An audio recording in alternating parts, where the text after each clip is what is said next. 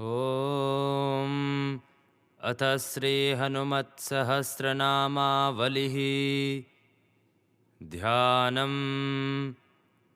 ॐ अतुलितबलधामं हेमशैलाभदेहं दनुजवनकृशानुं ज्ञानिनामग्रगण्यं सकलगुणनिधानं वानराणामधीशं रघुपतिप्रियभक्तं वातजातं नमामि।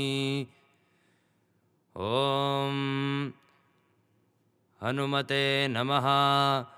ॐ श्रीप्रदाय नमः। ॐ वायुपुत्राय नमः। ॐ रुद्राय नमः। ॐ अनघाय नमः। ॐ अजराय नमः। ॐ अमृत्यवे नमः। ॐ वीरवीराय नमः। ॐ ग्रामवासाय नमः। ॐ जनाश्रयाय नमः। ॐ धनदाय नमः। ॐ निर्गुणाय नमः। ॐ अकायाय नमः। ॐ वीराय नमः। ॐ निधिपतये नमः। ॐ मुनये नमः। ॐ पिङ्गलाक्षाय नमः। ॐ वरदाय नमः। ॐ वाग्मिने नमः। ॐ सीताशोकविनाशनाय नमः। ॐ शिवाय नमः। ॐ सर्वस्मै नमः। ॐ परस्मै नमः। ॐ अव्यक्ताय नमः। ॐ व्यक्ताव्यक्ताय नमः। ॐ रसाधराय नमः। ॐ पिङ्गकेशाय नमः। ॐ पिङ्गरोम्णे नमः। ॐ श्रुतिगम्याय नमः। ॐ सनातनाय नमः। ॐ अनादये नमः। ॐ भगवते नमः। ॐ देवाय नमः। ॐ विश्वहेतवे नमः। ॐ निरामयाय नमः। ॐ आरोग्यकर्ते नमः। ॐ विश्वेशाय नमः। ॐ विश्वनाथाय नमः। ॐ हरीश्वराय नमः। ॐ भर्गाय नमः। ॐ रामाय नमः। ॐ रामभक्ताय नमः। ॐ कल्याणप्रकृतये नमः। ॐ स्थिराय नमः। ॐ विश्वम्भराय नमः। ॐ विश्वमूर्तये नमः। ॐ विश्वाकाराय नमः। ॐ विश्वपाय नमः। ॐ विश्वात्मने नमः। ॐ विश्वसेवाय नमः। ॐ विश्वस्मै नमः। ॐ विश्वहराय नमः। ॐ रवये नमः। ॐ विश्वचेष्टाय नमः। ॐ विश्वगम्याय नमः।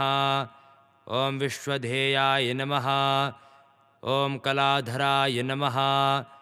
ॐ प्लवङ्गमाय नमः। ॐ कपिश्रेष्ठाय नमः। ॐ ज्येष्ठाय नमः। ॐ वैद्याय नमः। ॐ वनेचराय नमः। ॐ बालाय नमः। ॐ वृद्धाय नमः। ॐ योने नमः। ॐ तत्त्वाय नमः। ॐ तत्त्वगम्याय नमः। ॐ सख्ये नमः। ॐ अजाय नमः। ॐ अञ्जनासूनवे नमः। ॐ अव्यग्राय नमः। ॐ ग्रामख्याताय नमः। ॐ धराधराय नमः। ॐ भूर्लोकाय नमः। ॐ भुवर्लोकाय नमः। ॐ स्वर्लोकाय नमः। ॐ महर्लोकाय नमः। ॐ जनोलोकाय नमः। ॐ तपोलोकाय नमः। ॐ अव्ययाय नमः। ॐ सत्याय नमः। ॐ ओंकारगम्याय नमः। ॐ प्रणवाय नमः। ॐ व्यापकाय नमः। ॐ अमलाय नमः। ॐ शिवधर्मप्रतिष्ठात्रे नमः। ॐ रामेष्ठाय नमः। ॐ फाल्गुनप्रियाय नमः।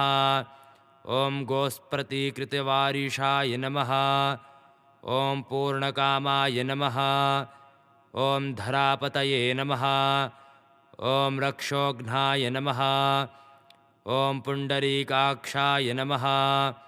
ॐ शरणागतवत्सलाय नमः। ॐ जानकीप्राणदात्रे नमः। ॐ रक्षप्राणापहारकाय नमः। ॐ पूर्णाय नमः। ॐ सत्याय नमः। ॐ पीतवाससे नमः। ॐ दिवाकरसमप्रभाय नमः। ॐ देवोद्यानविहारिणे नमः। ॐ देवताभयभञ्जनाय नमः। ॐ भक्तोदयाय नमः। ॐ भक्तलब्धाय नमः। ॐ भक्तपानतत्पराय नमः। ॐ द्रोणपहर्त्रे नमः। ॐ शक्तिनेत्रे नमः। ॐ शक्तिराक्षसमारकाय नमः। ॐ अक्षघ्नाय नमः। ॐ रामदूताय नमः। ॐ शाकिनीजीवहारकाय नमः। ॐ बुबुकारहतारातये नमः। ॐ गर्वपर्वतप्रमर्दनाय नमः। ॐ हेतवे नमः। ॐ अहेतवे नमः। ॐ प्रांशवे नमः। ॐ विश्वम्भर्त्रे नमः। ॐ जगद्गुरुवे नमः। ॐ जगन्नेत्रे नमः। ॐ जगन्नाथाय नमः। ॐ जगदीशाय नमः। ॐ जनेश्वराय नमः। ॐ जगद्धिताय नमः। ॐ हरये नमः। ॐ श्रीशाय नमः। ॐ गरुणस्मयभञ्जनाय नमः।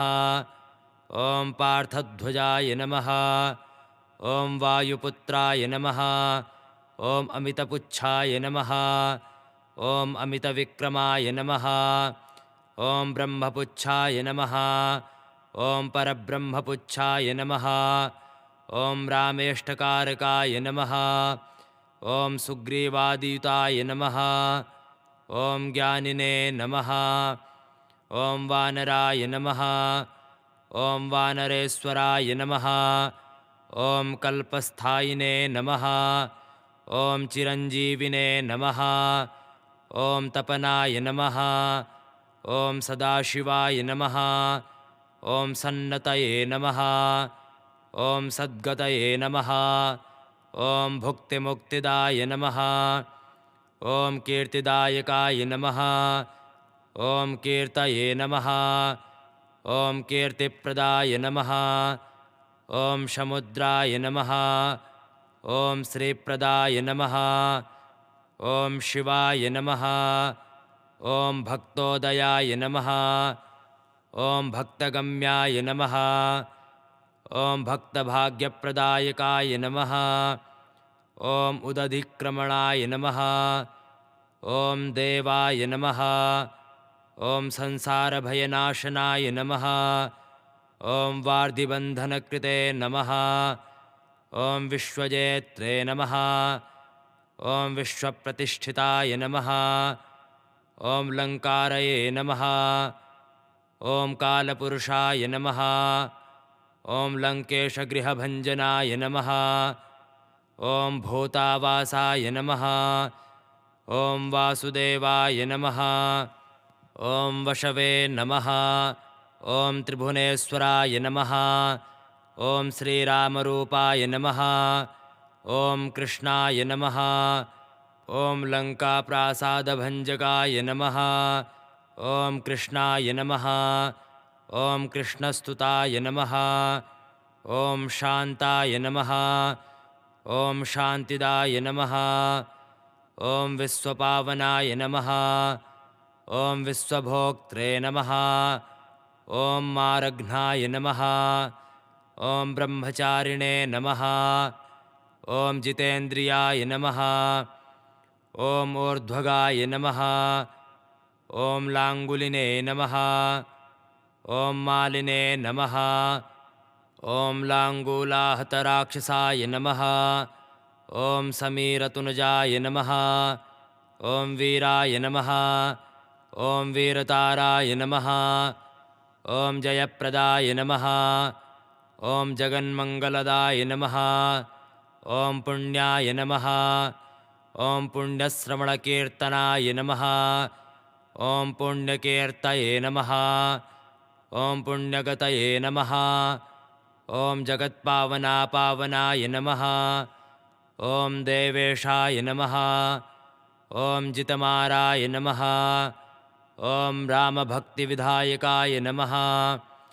ॐ ध्यात्रे नमः। ॐ ध्येयाय नमः। ॐ लयाय नमः।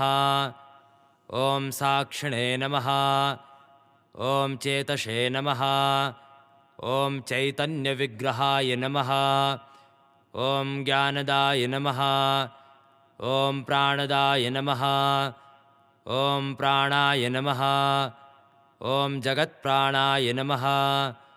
ॐ समीरणाय नमः। ॐ विभीषणप्रियाय नमः। ॐ शूराय नमः। ॐ पिप्पलाश्रयसिद्धिदाय नमः। ॐ सिद्धाय नमः। ॐ सिद्धाश्रयाय नमः। ॐ कालाय नमः। ॐ महोक्षाय नमः। ॐ कालाजान्तकाय नमः। ॐ लङ्केशनिधनाय नमः।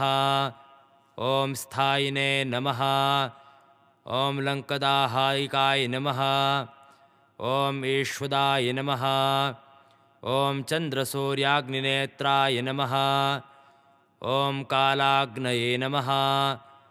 ॐ प्रलयान्तकाय नमः। ॐ कपिलाय नमः। ॐ कपिशाय नमः। ॐ पुण्यराशये नमः। ॐ द्वादशराशिगाय नमः। ॐ सर्वाश्रयाय नमः। ॐ अप्रमेयात्मने नमः। ॐ रेवत्यादिनिवारकाय नमः। ॐ लक्ष्मप्राणदात्रे नमः। ॐ सीताजीवनहेतुकाय नमः। ॐ रामधेयाय नमः। ॐ ऋषिकेशाय नमः। ॐ विष्णुभक्ताय नमः। ॐ जटिने नमः। ॐ बलिने नमः। ॐ देवारिदर्पघ्ने नमः। ॐ होत्रे नमः। ॐ धात्रे नमः। ॐ कर्त्रे नमः। ॐ जगत्प्रभवे नमः। ॐ नगरग्रामपालाय नमः। ॐ शुद्धाय नमः। ॐ बुद्धाय नमः। ॐ निरत्रपाय नमः। ॐ निरञ्जनाय नमः। ॐ निर्विकल्पाय नमः। ॐ गुणातीताय नमः। ॐ भयङ्कराय नमः। ॐ हनुमतये नमः। ॐ दुराराध्याय नमः। ॐ तपःसाध्याय नमः। ॐ महेश्वराय नमः। ॐ जानकीधनशोकोत्थतापहर्त्रे नमः। ॐ परात्परश्मे नमः। ॐ वाङ्मयाय नमः। ॐ सदसद्रूपाय नमः। ॐ कारणाय नमः। ॐ प्रकृतेः परस्मै नमः। ॐ भाग्यदाय नमः। ॐ निर्मलाय नमः। ॐ नेत्रे नमः। ॐ पुच्छलङ्काविदाहकाय नमः। ॐ पुच्छबद्धायातुधानाय नमः। ॐ यातुधानिरुपप्रियाय नमः। ॐ छायापहारिणे नमः। ॐ भूतेशाय नमः। ॐ लोकेशाय नमः। ॐ सगतिप्रदाय नमः। ॐ प्लवङ्गमेश्वराय नमः। ॐ क्रोधाय नमः। ॐ क्रोधसंरक्तलोचनाय नमः। ॐ सौम्याय नमः। ॐ गुरवे नमः। ॐ काव्यकर्त्रे नमः। ॐ भक्तानां वरप्रदाय नमः। ॐ भक्तानुकम्पिने नमः। ॐ विश्वेशाय नमः। ॐ पुरुहूताय नमः। ॐ पुरन्दराय नमः। ॐ क्रोधहर्त्रे नमः। ॐ तमोहर्त्रे नमः। ॐ भक्ताभयवरप्रदाय नमः। ॐ अग्नये नमः। ॐ विभावसवे नमः। ॐ भास्वते नमः। ॐ यमाय नमः। ॐ निरृतये नमः। ॐ वरुणाय नमः। ॐ वायुगतिमतये नमः ॐ वायवे नमः ॐ कौबेराय नमः ॐ ईश्वराय नमः ॐ रवये नमः ॐ चन्द्राय नमः ॐ कुजाय नमः ॐ सौम्याय नमः ॐ गुरवे नमः ॐ काव्याय नमः ॐ काव्याय नमः ॐ शनेश्चराय नमः ॐ राहवे नमः ॐ केतवे नमः ॐ मरुते नमः ॐ होत्रे नमः ॐ दात्रे नमः ॐ हर्त्रे नमः ॐ समीरजाय नमः ॐ मशकीकृतदेवारये नमः ॐ दैत्यारये नमः ॐ मधुसूदनाय नमः ॐ कामाय नमः ॐ कपये नमः ॐ कामपालाय नमः ॐ कपिलाय नमः ॐ विश्वजीवनाय नमः ॐ भागीरथीपदाम्भोजाय नमः ॐ सेतुबन्धविशारदाय नमः ॐ स्वाहाय नमः ॐ सुधाय नमः ॐ हविषे नमः ॐ कव्ययाय नमः ॐ हव्यवाहप्रकाशकाय नमः ॐ स्वप्रकाशाय नमः ॐ महावीराय नमः ॐ लघवे नमः ॐ ऊर्जितविक्रमाय नमः ॐ उड्विनोड्विनगतिमते नमः ॐ सद्गतये नमः ॐ पुरुषोत्तमाय नमः ॐ जगदात्मने नमः ॐ जगदोद्नये नमः ॐ जगदन्ताय नमः ॐ अनन्तकाय नमः ॐ विपाप्ने नमः ॐ निशलङ्कलाय नमः ॐ महते नमः ॐ महदहङ्कृतये नमः ॐ खाय नमः ॐ वायवे नमः ॐ पृथिव्ये नमः ॐ अद्भ्यो नमः ॐ वह्नये नमः ॐ दिक्पालाय नमः ॐ क्षेत्रज्ञाय नमः ॐ क्षेत्रहर्त्रे नमः ॐ पल्लवीकृतसागराय नमः ॐ हिरण्मयाय नमः ॐ पुराणाय नमः ॐ खेचराय नमः ॐ भूचराय नमः ॐ अमराय नमः ॐ हिरण्यगर्भाय नमः ॐ शूत्रात्मने नमः ॐ राजराजाय नमः ॐ विशाम्पतये नमः ॐ वेदान्तवेद्याय नमः ॐ उद्गीताय नमः ॐ वेदवेदाङ्गपारगाय नमः ॐ प्रतिगामस्थिये नमः ॐ सद्यस्फूर्तिदात्रे नमः ॐ गुणाकराय नमः ॐ नक्षत्रमालिने नमः ॐ भूतात्मने नमः ॐ सुरभये नमः ॐ कल्पपादपाय नमः ॐ चिन्तामणये नमः ॐ गुणनिधये नमः ॐ प्रजाधाराय नमः ॐ अनुत्तमाय नमः ॐ पुण्यश्लोकाय नमः ॐ पुरारातये नमः ॐ ज्योतिष्मतये नमः ॐ शर्वरीपतये नमः ॐ किल्किलारावसन्तत्र भूतप्रेतपिशाचिकाय नमः ॐ ऋणत्रहराय नमः ॐ सूक्ष्माय नमः ॐ स्थूलाय नमः ॐ सर्वगतये नमः ॐ पुंसे नमः ॐ अपस्महाहराय नमः ॐ स्मर्त्रे नमः ॐ श्रुतये नमः ॐ गाथाये नमः ॐ स्मृतये नमः ॐ मनवे नमः ॐ स्वर्गद्वाराय नमः ॐ प्रजाद्वाराय नमः ॐ मोक्षद्वाराय नमः ॐ यतीश्वराय नमः ॐ नादरूपाय नमः ॐ परस्मै ब्रह्मणे नमः ॐ ब्रह्मणे नमः ॐ ब्रह्मपुरातनाय नमः ॐ एकस्मै नमः ॐ अनेकाय नमः ॐ जनाय नमः ॐ शुक्लाय नमः ॐ स्वयं ज्योतिषे नमः ॐ अनाकूलाय नमः ॐ ज्योतिज्योतिर्षे नमः ॐ अनादये नमः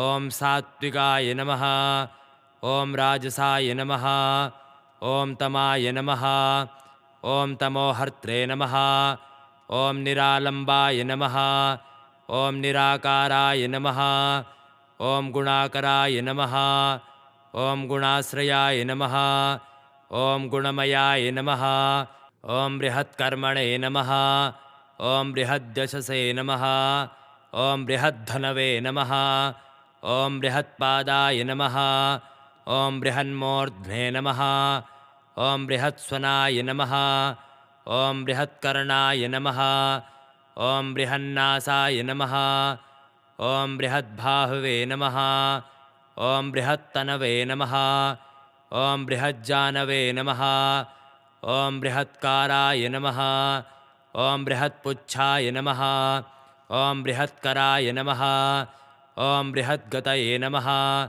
ॐ बृहत्सेव्याय नमः ॐ बृहल्लोकफलप्रदाय नमः ॐ बृहच्छक्तये नमः ॐ बृहद्वाच्छाफलदाय नमः ॐ बृहद्वीश्वराय नमः ॐ बृहल्लोकनुताय नमः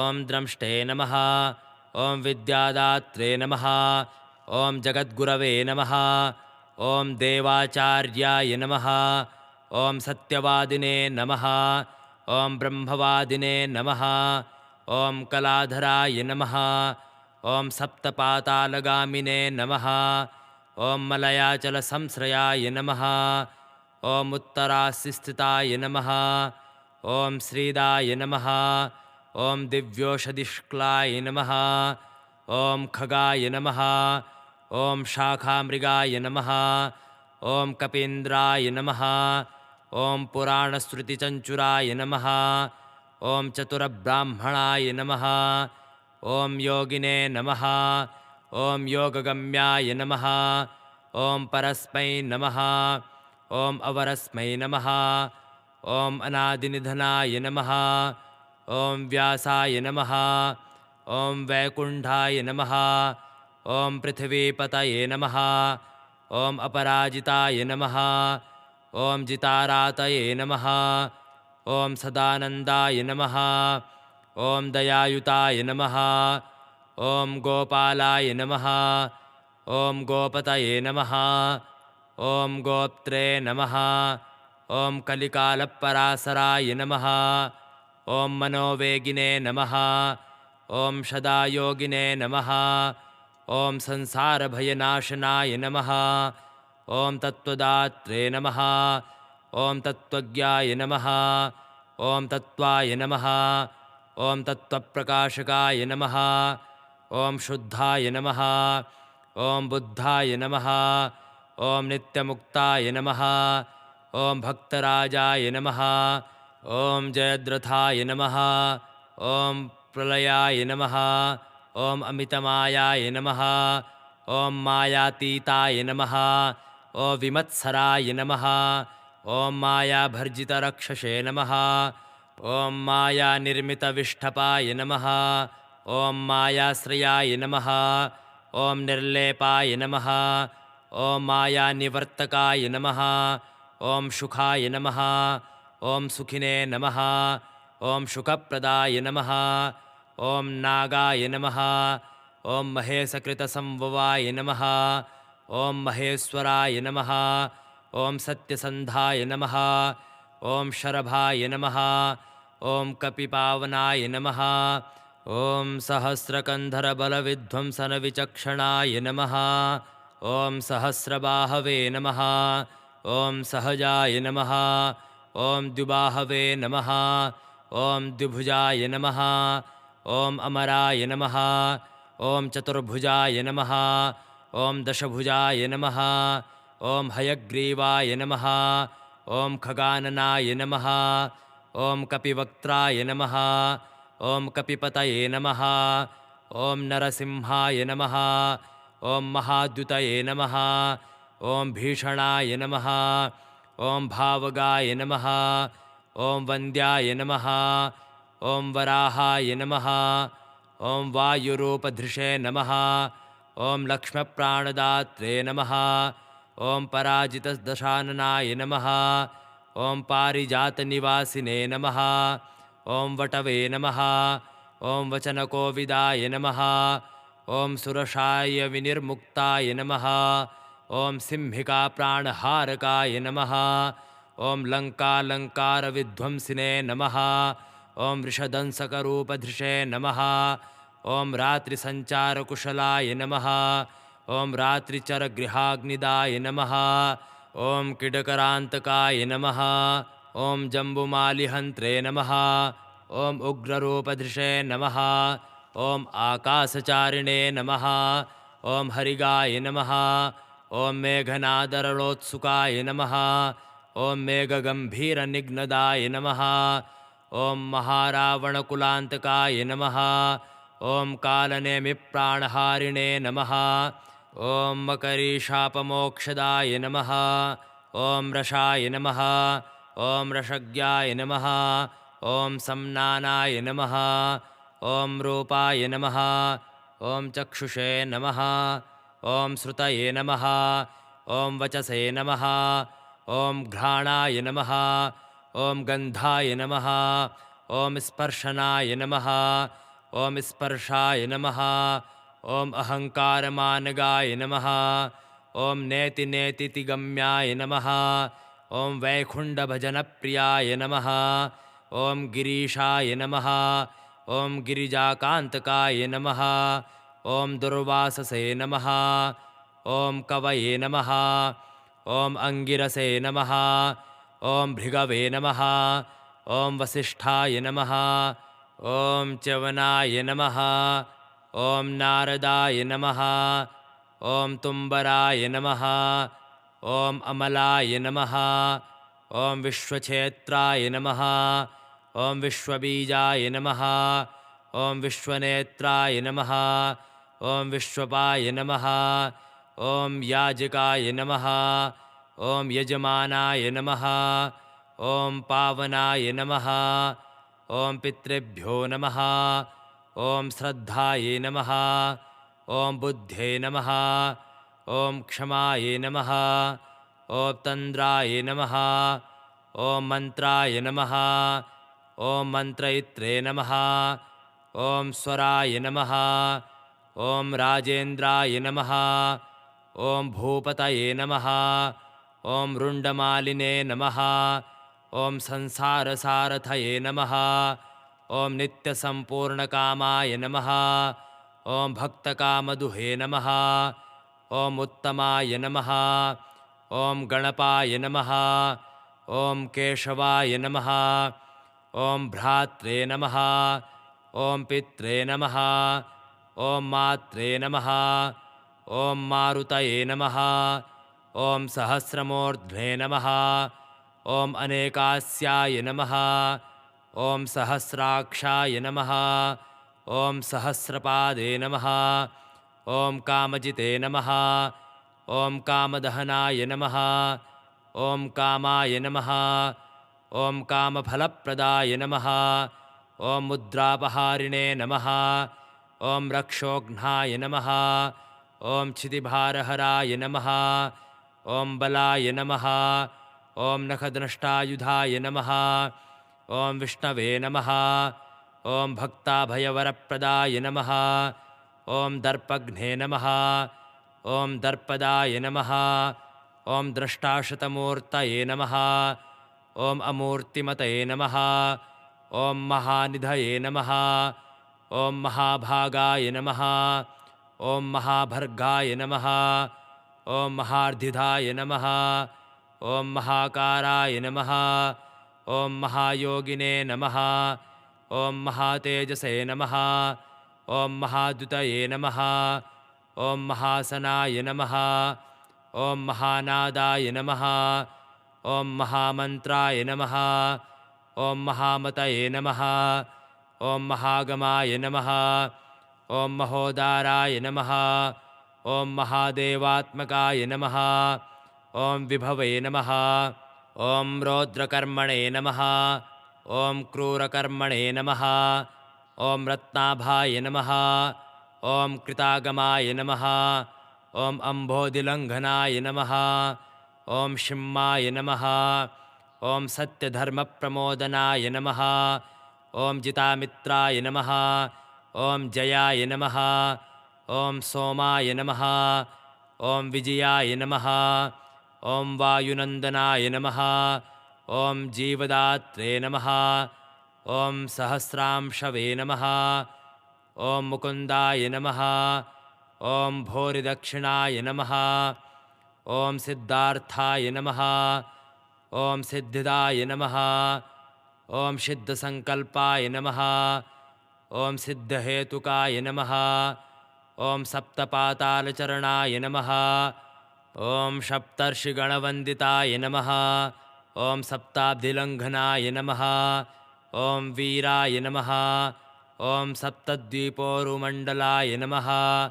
ॐ सप्ताङ्गराज्यसुखदाय नमः। ॐ सप्तमातृनिषेविताय नमः। ॐ सप्तस्वर्लोकमुकुटाय नमः। ॐ सप्तहोत्रे नमः। ॐ स्वाराश्रयाय नमः। ॐ सप्तछन्दोनिधये नमः। ॐ सप्तछन्दसे नमः। ॐ सप्तजनाश्रयाय नमः। ॐ सप्तसामोपगीताय नमः। ॐ सप्तपातालसंश्रयाय नमः। ॐ मेधादाय नमः। ॐ कीर्तिदाय नमः। ॐ शोकहारिणे नमः। ॐ दौर्भाग्यनाशनाय नमः। ॐ सर्वरक्षाकराय नमः। ॐ गर्भदोषग्ने नमः। ॐ पुत्रपौत्रदाय नमः। ॐ प्रतिवादिमुखस्तम्भाय नमः। ॐ रुष्टचित्तप्रसादनाय नमः। ॐ पराभिचारशमनाय नमः। ॐ दुःखग्ने नमः। ॐ बन्धमोक्षदाय नमः। ॐ नवद्वारपुराधाराय नमः। ॐ नवद्वारनिकेतनाय नमः। ॐ नरनारायणस्तुत्याय नमः। ॐ नवनाथमहेश्वराय नमः। ॐ मेखलिने नमः। ॐ कवचिने नमः। ॐ खड्गिने नमः। ॐ भ्राजिष्णवे नमः। ॐ जिष्णुसारथये नमः। ॐ बह्योजनविस्तीर्णपुच्छाय नमः। ॐ पुच्छहतासुराय नमः। ॐ दुष्टग्रहनिहन्त्रे नमः। ॐ पिशाचग्रहघातकाय नमः। ॐ बालग्रहविनाशिने नमः। ॐ धर्मनेत्रे नमः। ॐ कृपाकराय नमः। ॐ उग्रकृत्याय नमः। ॐ उग्रवेगाय नमः। ॐ उग्रनेत्राय नमः। ॐ शतक्रतवे नमः। ॐ शतमन्युनुताय नमः। ॐ स्तुत्याय नमः। ॐ स्तुतये नमः। ॐ स्तोत्रे नमः। ॐ महाबलाय नमः। ॐ समग्रगुणशालिने नमः। ॐ व्यग्राय नमः। ॐ रक्षोविनाशकाय नमः। ॐ रक्षोऽग्निदाहाय नमः। ॐ ब्रह्मेशाय नमः। ॐ श्रीधराय नमः। ॐ भक्तवत्सलाय नमः। ॐ मेघनादाय नमः। ॐ मेघरूपाय नमः। ॐ मेघवृष्टिनिवारकाय नमः। ॐ मेघजीवनहेतवे नमः। ॐ मेघश्यामाय नमः। ॐ परात्मकाय नमः। ॐ समीरतनयाय नमः। ॐ योद्धृदे नमः। ॐ नृत्यविद्याविशारदाय नमः। ॐ अमोघाय नमः। ॐ अमोघदृष्टये नमः। ॐ इष्टदाय नमः। ॐ अरिष्टनाशनाय नमः। ॐ अर्थाय नमः। ॐ अनर्थापहारिणे नमः। ॐ समर्थाय नमः। ॐ रामसेवकाय नमः। ॐ आर्थिवन्द्याय नमः। ॐ असुरारातये नमः। ॐ पुण्डरीकाक्षाय नमः। ॐ आत्मभुवे नमः। ॐ सङ्कर्षणाय नमः। ॐ विशुद्धात्मने नमः। ॐ विद्याराशये नमः। ॐ सुरेश्वराय नमः। ॐ अचलोद्धारकाय नमः। ॐ नित्याय नमः। ॐ सेतुकृते नमः। ॐ रामसारथये नमः। ॐ आनन्दाय नमः। ॐ परमानन्दाय नमः। ॐ मत्स्याय नमः ॐ कूर्माय नमः ॐ निराश्रयाय नमः ॐ वाराहाय नमः ॐ नारसिंहाय नमः ॐ वामनाय नमः ॐ जमदग्निजाय नमः ॐ रामाय नमः ॐ कृष्णाय नमः ॐ शिवाय नमः ॐ बुद्धाय नमः ॐ कल्किने नमः ॐ रामाश्रयाय नमः ॐ हरये नमः ॐ नन्दिने नमः ॐ भृङ्गिणे नमः ॐ चण्डिने नमः ॐ गणेशाय नमः ॐ गणसेविताय नमः ॐ कर्माध्यक्षाय नमः ॐ सुराध्यक्षाय नमः ॐ विमाश्रयाय नमः ॐ जगतीपतये नमः ॐ जगन्नाथाय नमः ॐ कपीशाय नमः ॐ सर्वावासाय नमः ॐ सदाश्रयाय नमः ॐ सुग्रीवादिस्तुताय नमः ॐ दान्ताय नमः ॐ सर्वकर्मणे नमः ॐ प्लवङ्गमाय नमः ॐ नखरादितरक्षसे नमः ॐ नखयुद्धविशारदाय नमः ॐ कुशलाय नमः ॐ शुधनाय नमः ॐ शेषाय नमः ॐ वासुकये नमः ॐ तक्षकाय नमः ॐ स्वर्णवर्णाय नमः ॐ बलाढ्याय नमः ॐ पुरुजेत्रे नमः ॐ अघनाशनाय नमः ॐ कैवल्यरूपाय नमः ॐ कैवल्यदाय नमः ॐ गरुडाय नमः ॐ पन्नगोरगाय नमः ॐ किल्किलिरावराहताय नमः ॐ गर्वपर्वतभेदनाय नमः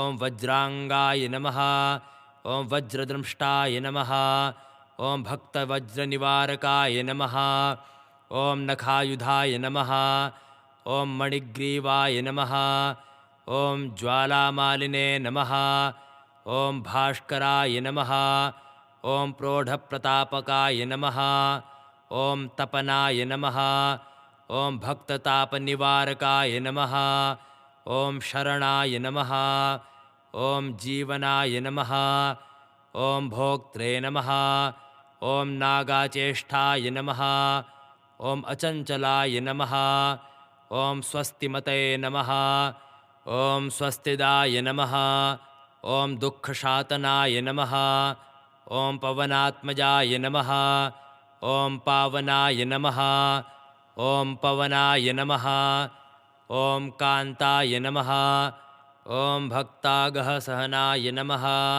ॐ बलिने नमः ॐ मेघनारिपवे नमः ॐ मेघनादसहन्तराक्षसाय नमः ॐ क्षराय नमः ॐ अक्षराय नमः ॐ विनीतात्मने नमः ॐ वानरेशाय नमः ॐ सताङ्गतये नमः ॐ श्रीकण्ठाय नमः ॐ शितिकण्ठाय नमः ॐ सहायाय नमः ॐ सहनायकाय नमः ॐ अस्थूलाय नमः ॐ अनणवे नमः ॐ भर्गाय नमः ॐ दिव्याय नमः ॐ संसृतिनाशनाय नमः ॐ अध्यात्मविद्यासाराय नमः ॐ अध्यात्मकुशलाय नमः ॐ सुधये नमः ॐ अकल्मषाय नमः ॐ सत्यहेतवे नमः ॐ सत्यदाय नमः ॐ सत्यगोचराय नमः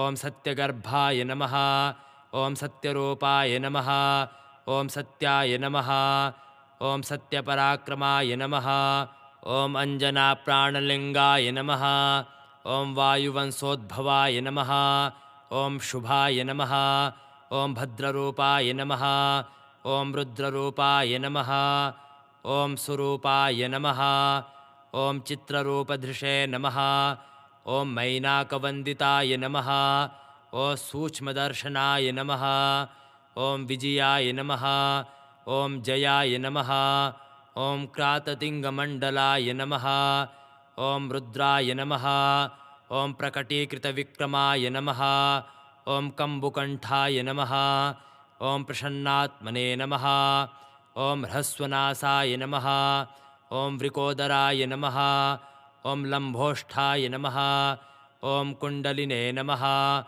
ॐ चित्रमालिने नमः ॐ योगविदाम्बराय नमः ॐ विपश्चिते नमः ॐ कवये नमः ॐ आनन्दविग्रहाय नमः ॐ अनल्पशासनाय नमः ॐ फाल्गुनीसूनवे नमः ॐ अव्यग्राय नमः ॐ योगात्मने नमः ॐ योगतत्पराय नमः ॐ योगविदे नमः ॐ योगहर्त्रे नमः ॐ योगयोनये नमः ॐ दिगम्बराय नमः ॐ अकारादिहरारान्तवर्णनिर्मितविग्रहाय नमः ॐ उलूखलमुखाय नमः ॐ सिद्धसंस्तुताय नमः ॐ प्रमथेश्वराय नमः ॐ लिष्टजङ्घाय नमः ॐ श्लिष्टजानवे नमः ॐ लिष्टपाणये नमः ॐ शिखाधराय नमः ॐ सुसर्मणे नमः ॐ अमितशर्मणे नमः ॐ नारायणपरायणाय नमः ॐ जिष्णवे नमः ॐ भ्रविष्णवे नमः ॐ रोचष्णवे नमः ॐ ग्रशिष्णवे नमः ॐ स्थाणवे नमः ॐ हरिरुद्रानुषेकाय नमः ॐ कम्पनाय नमः ॐ भूमिकम्पनाय नमः ॐ गुणप्रवाहाय नमः ॐ सूत्रात्मने नमः ॐ वीतरागस्तुतिप्रियाय नमः ॐ नागकन्याभयध्वंसिने नमः ॐ रुक्मवर्णाय नमः ॐ कपालभृते नमः ॐ अनाकूलाय नमः ॐ भवोपायाय नमः ॐ अनप्पायाय नमः ॐ वेदपारगाय नमः ॐ अक्षकाय नमः ॐ पुरुषाय नमः ॐ लोकनाथाय नमः ॐ वृक्षप्रभवे नमः ॐ दृढाय नमः ॐ अष्टाङ्गयोगफलभुजे नमः ॐ सत्यसन्धाय नमः ॐ पुरुष्टुताय नमः ॐ संसानस्थाननिलाय नमः ॐ प्रेतविद्रावक्षमाय नमः ॐ पञ्चाक्षरपराय नमः ॐ पञ्चमात्रिकाय नमः ॐ रञ्जनध्वजाय नमः ॐ योगिनीवृन्दवन्द्यश्रिये नमः ॐ शत्रुघ्नाय नमः ॐ अनन्तविक्रमाय नमः ॐ ब्रह्मचारिणे नमः ॐ इन्द्रयरिपवे नमः ॐ धृतदण्डाय नमः ॐ दशात्मकाय नमः ॐ अप्रपञ्चाय नमः ॐ सदाचाराय नमः ॐ शूरसेनाविदारकाय नमः ॐ वृद्धाय नमः ॐ प्रमोदाय नमः ॐ आनन्दाय नमः ॐ सप्तद्वीपपतिन्धराय नमः ॐ नवद्वारपुराधाराय नमः ॐ प्रत्यग्राय नमः ॐ सामगायिकाय नमः ॐ षडचक्रधान्ये नमः ॐ स्वर्लोकाभयकृतये नमः ॐ मानदाय नमः ॐ मदाय नमः ॐ सर्ववस्यकराय नमः ॐ शक्तये नमः ॐ अनन्ताय नमः ॐ अनन्तमङ्गलदाय नमः ॐ अष्टमूर्तये नमः ॐ नयोपेताय नमः ॐ विरूपाय नमः ॐ शूरसुन्दराय नमः ॐ धूमकेतवे नमः ॐ महाकेतवे नमः ॐ सत्यकेतवे नमः ॐ महारथाय नमः ॐ नन्दिप्रियाय नमः ॐ स्वतन्त्राय नमः ॐ मेखलिने नमः ॐ डमरुप्रियाय नमः ॐ लोहाङ्गाय नमः ॐ सर्वविदे नमः ॐ धन्विने नमः ॐ खण्डलाय नमः ॐ शर्वाय नमः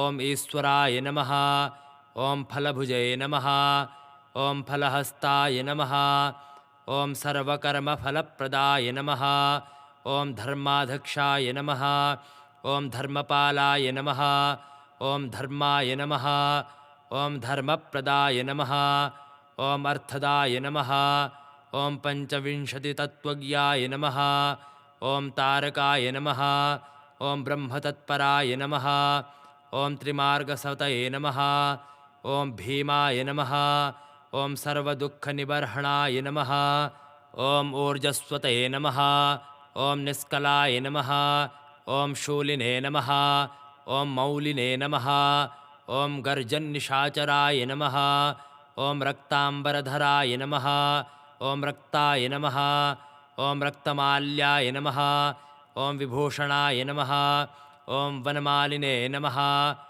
ॐ शुभांगाय नमः ॐ श्वेताय नमः ॐ श्वेतांबराय नमः ॐ यूने नमः ॐ जयाय नमः ॐ अजयपरिवाराय नमः ॐ सहस्रवदनाय नमः ॐ कपये नमः ॐ शाकिनी डाकिनी यक्षरक्षो भूतप्रभञ्जकाय नमः ॐ सद्योजाताय नमः ॐ कामगतये नमः ॐ ज्ञानमूर्तये नमः ॐ यशस्कराय नमः ॐ शम्भुतेजसे नमः ॐ सार्वभौमाय नमः ॐ विष्णुभक्ताय नमः ॐ प्लवङ्गमाय नमः ॐ चतुर्नवतिमन्त्रज्ञाय नमः ॐ पौलस्य बलतर्पग्ने नमः ॐ सर्वलक्ष्मीप्रदाय नमः ॐ श्रीमतये नमः ॐ अङ्गदप्रियाय नमः ॐ ईडिताय नमः ॐ स्मृतिबीजाय नमः ॐ सुरेशानाय नमः ॐ संसारभयनाशनाय नमः ॐ उत्तमाय नमः ॐ श्रीपरिवाराय नमः ॐ श्रीसीताय नमः ॐ श्रीरुद्राय नमः ॐ कामदुहे नमः ॐ इति श्रीहनुमत्सहस्रनामावलिः हरिः ओम्।